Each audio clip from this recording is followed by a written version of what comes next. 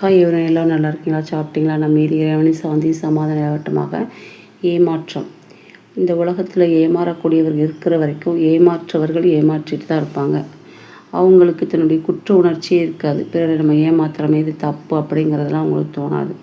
நமக்கு அதுலேருந்து என்ன கிடைக்கும், நம்ம எப்படி வாழலாம் அப்படின்னு தான் ஒவ்வொரு மனிதனும் பிறரை அடித்து பிறரை சுரண்டி எப்படி வாழ்வது அப்படி தான் இருக்காங்களே ஒழிய அது தவறு, நம்ம இன்றைக்கி செய்கிறது அது பின்னால் நம்மளை பாதிக்கும், நம்ம சந்ததியினரை பாதிக்கும் அப்படிங்கிற ஒரு சின்ன வருத்தம் கூட இல்லை. அதுவும் இப்போ உள்ள உலகத்தில் ரொம்ப நடக்கு.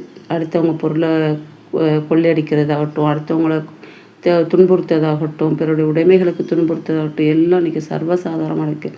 இன்றைக்கி தவறு செய்கிறவங்களுக்கு அரசாங்கமே அரசு பதவிகளை கொடுக்கு. நீ பிற மக்களை துன்புறுத்துனியா, பிற முஸ்லீம்களை துன்புறுத்துனியா, இப்போ அந்த முஸ்லீமுக்கு ஏதாவது தொந்தரவு செஞ்சியா, அப்போ வா உனக்கு வேலை தரேன் அப்படின்னு ஆர்எஸ்எஸ் பிஜேபி நினச்சிடாங்கன்னா, இஸ்லாமியர்களுக்கும் இஸ்லாமிய உடைமைகளுக்கும் யார் தொந்தரவு செய்கிறாங்களோ அவங்களுக்கு அரசாங்க வேலையை கொடுக்குறாங்க.